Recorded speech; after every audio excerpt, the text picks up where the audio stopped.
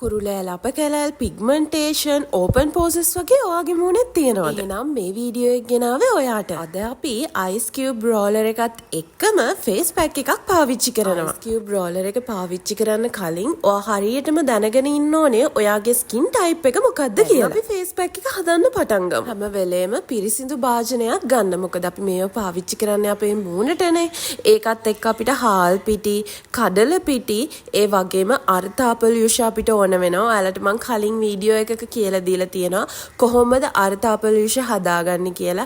ඔයාලට තියෙන අලගෙඩියක් හොඳට පිරිසිදු කරලා පොතු අයින් කරලා ඉවර වෙලා බ්ලෙන්ඩර් කරලා හෝ ග්‍රේට් කරලා අර්ථාපලුෂ ටික ගන්න. හදාගන්න ඕන දේවල් වල ප්‍රමාණවල ටික ඩිස්ක්‍රිප්ෂන් බොක්ස් එකට දාන්න. ඔයත් අයිස් කියුබ් රෝලර් එක පාවිච්චි කරන්න මෙන්න මේ විදියටද කියලා. හැබැයි ඔයා අද ඉඳලා දැනගන්න මේ විදියට පාවිච්චි කරොත් ඔයාගේ ස්කින් එක කොච්චර ලොකු ඩැමේජ් එකක් වෙනවද.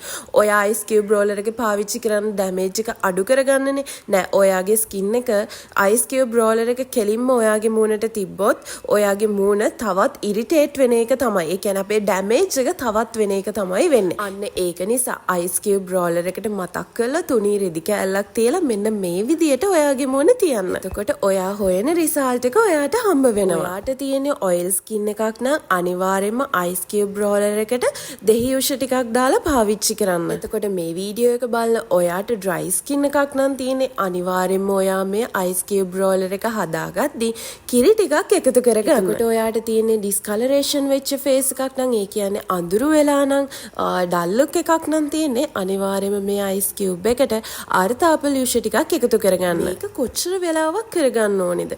දවසට අඩුම තරමේ විනාඩි 7-8ක්වත් මේක අනිවාර්යෙන් කරගන්න.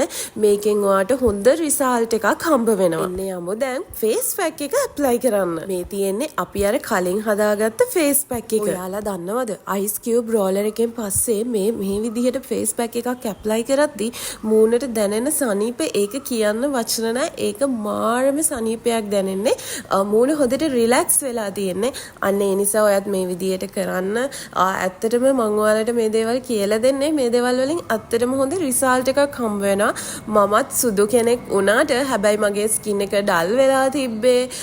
සන්බර්න්ස් තිබ්බා. ඉතින් මට මේ දේවල් නැති කරගන්න මට හොඳම විසඳුම විදියට මෙන්න මේ වගේ පැක්ස් තමයි මම ගොඩක් උදව් කරගත්තේ. පැක් එක දාලා ඉවර වෙලා හොඳට විනාඩි 20ක් පැය භාගයක් වගේ ඔයා රිලැක්ස් කරන්න ඕනේ. එන්න දැන් යමු පැක් එක රිමූව් කරන්න. අද රස්නේ උණු වතුරෙන් තමයි අපි පැක් එක රිමූව් කරගන්නේ.